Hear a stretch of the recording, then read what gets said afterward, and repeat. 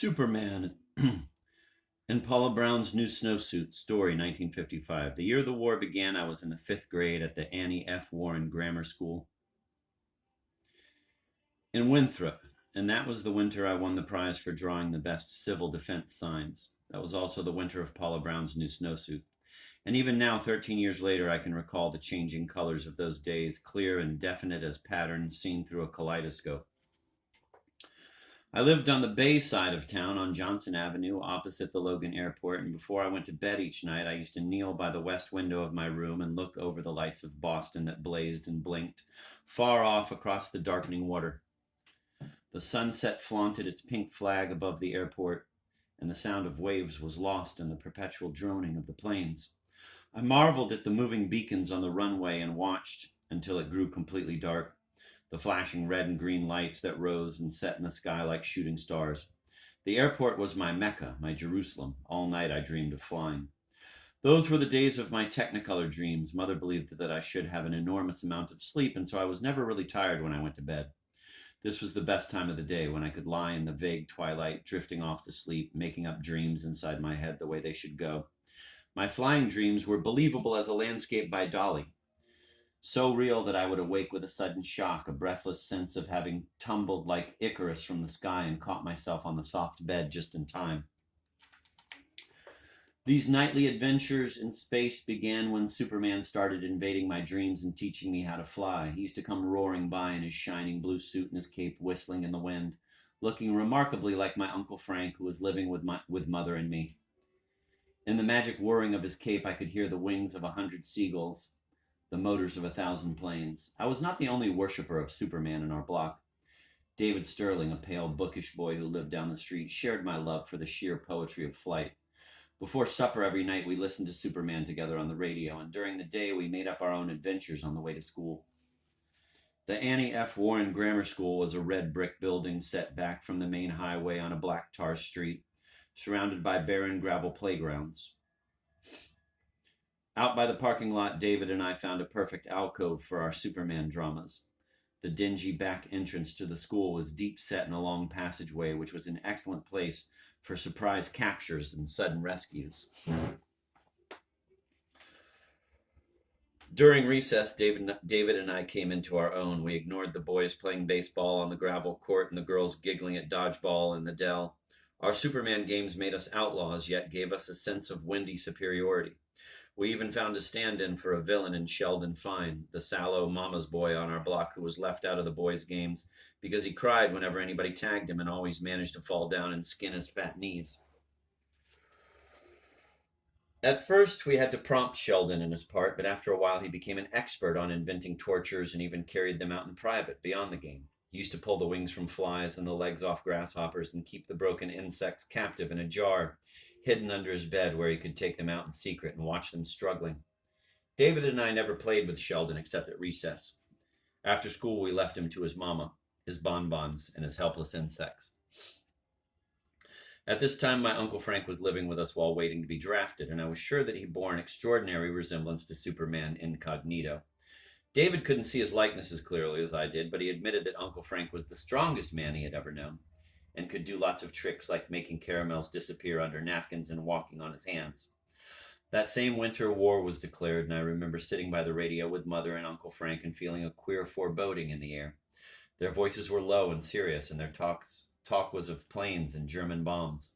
Uncle Frank had something about Germans in America being put in prison for the duration, and Mother kept saying over and over again about Daddy, "I'm only glad Otto didn't live to see this. I'm only glad Otto didn't live to see it come to this." In school, we began to draw civil defense signs, and that was when I beat Jimmy Lane in our block for the fifth grade prize. Every now and then we would practice an air raid. The fire bell would ring, and we would take up our coats and pencils and file down the creaking stairs to the basement, where we sat in special corners according to our color tags and put the pencils between our teeth so the bombs wouldn't make us bite our tongues by mistake. Some of the little children in the lower grades would cry because it was dark in the cellar, with only the bare ceiling lights on the cold black stone. The threat of war was seeping in everywhere. At recess, Sheldon became a Nazi and borrowed a goose step from the movies, but his Uncle Macy was really over in Germany, and Mrs. Fine began to grow thin and pale because she heard that Macy was a prisoner and then nothing more. The winter dragged on with a wet east wind coming always from the ocean and the snow melting before there was enough for coasting. One Friday afternoon, just before Christmas, Paula Brown gave her annual birthday party, and I was invited because it was for all the children on our block.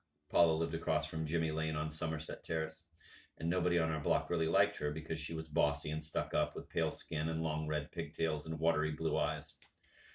She met us at the door of her house in a white organdy dress, her red hair tied up in sausage curls with a satin bow. Before we could sit down at the table for birthday cake and ice cream, she had to show us all her presents. There were a great many because it was both her birthday and Christmas time, too. Paula's favorite present was a new snowsuit. She tried it on for us. The snowsuit was powder blue and came in a silver box from Sweden, she said. The front of the jacket was all embroidered with pink and white roses and bluebirds, and the leggings had embroidered straps. She even had a little white Angora beret and Angora mittens to go with it. After dessert, we were all driven to the movies by Jimmy Lane's father to see the late afternoon show as a special treat. Mother had found out that the main feature was Snow White before she would let me go, but she hadn't realized that there was a war picture playing with it. The movie was about prisoners of the Japanese who were being tortured by having no food or water. Our war games and the radio programs were all made up, but this was real. This really happened.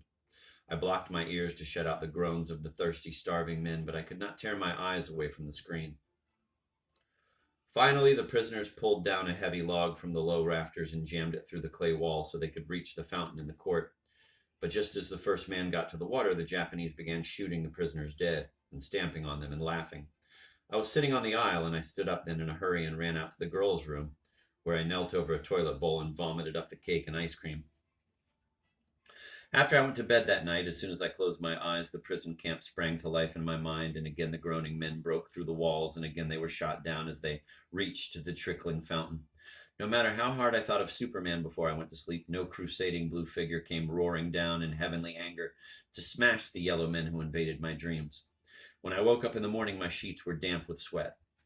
Saturday was bitterly cold, and the skies were gray and blurred with the threat of snow.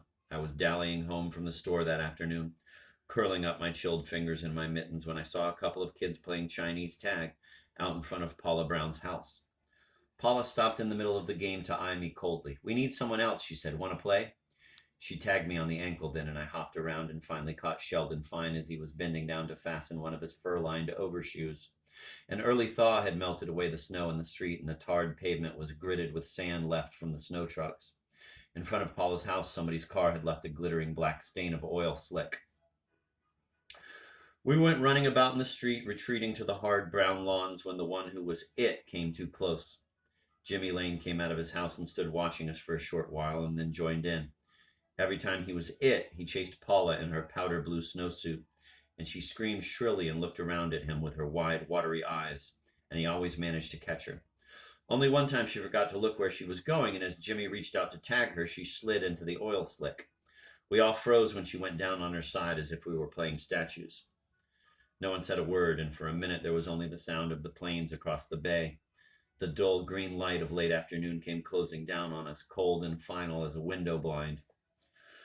Paula's snowsuit was smeared wet and black with oil along the side. Her Angora mittens were dripping like black cat's fur. Slowly she sat up and looked at us standing around her as if searching for something.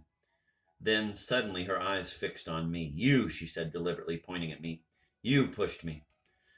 There was another second of silence, and then Jimmy Lane turned on me. "You did it," he taunted. "You did it." Sheldon and Paula and Jimmy and the rest of them faced me with a strange joy flickering in the back of their eyes. "You did it. You pushed her," they said. And even when I shouted I did not, they were all moving in on me, chanting in a chorus.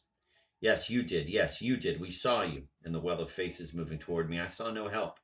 And I began to wonder if Jimmy had pushed Paula or if she had fallen by herself.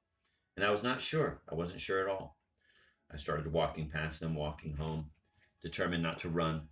But when I had left them behind me, I felt the sharp thud of a snowball on my left shoulder and another. I picked up a faster stride and rounded the corner by Kelly's. There was my dark brown shingled house ahead of me, and inside, Mother and Uncle Frank, home on furlough. I began to run in the cold, raw evening toward the bright squares of light in the windows that were home. Uncle Frank met me at the door. "How's my favorite trooper?" he asked. And he swung me so high in the air that my head grazed the ceiling. There was a big love in his voice that drowned out the shouting which still echoed in my ears. "I'm fine," I lied. and he taught me some jujitsu in the living room until Mother called us for supper. Candles were set on the white linen tablecloth, and miniature flames flickered in the silver in the glasses. I could see another room reflected beyond the dark dining room window where the people laughed and talked in a secure web of light, held together by its indestructible brilliance.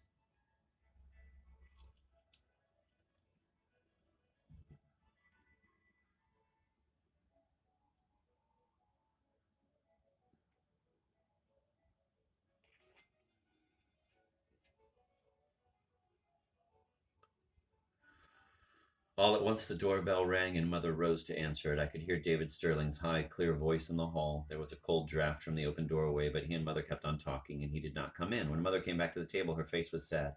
"Why didn't you tell me?" she said. "Why didn't you tell me that you pushed Paula in the mud and spoiled her new snowsuit?" A mouthful of chocolate pudding blocked my throat, thick and bitter. I had to wash it down with milk. Finally, I said, "I didn't do it." But the words came out like hard, dry little seeds, hollow and insincere. I tried again. "I didn't do it. Jimmy Lane did it." "Of course we'll believe you," Mother said slowly, "but the whole neighborhood is talking about it. Mrs. Sterling heard the story from Mrs. Fine and sent David over to say we should buy Paula a new snowsuit. I can't understand it." "I didn't do it," I repeated, and the blood beat in my ears like a slack drum. I pushed my chair away from the table, not looking at Uncle Frank or Mother sitting there, solemn and sorrowful in the candlelight.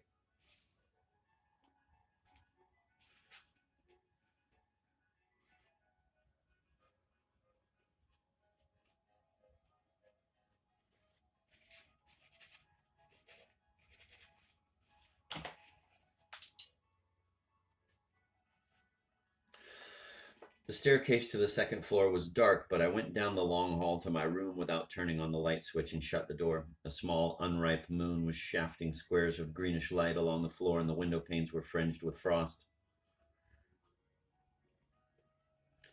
I threw myself fiercely down on my bed and lay there dry-eyed and burning. After a while, I heard Uncle Frank coming up the stairs and knocking on my door. When I didn't answer, he walked in and sat down on my bed.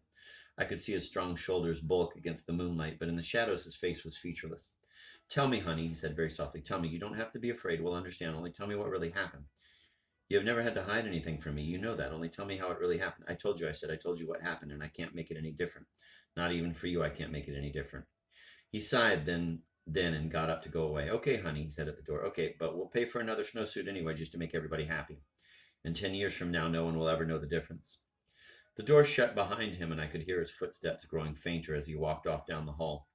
I lay there alone in bed, feeling the black shadow creeping up the underside of the world like a flood tide. Nothing held, nothing was left. The silver airplanes and the blue capes all dissolved and vanished, wiped away like the crude drawings of a child in colored chalk from the colossal blackboard of the dark. That was the year the war began, and the real world, and the difference.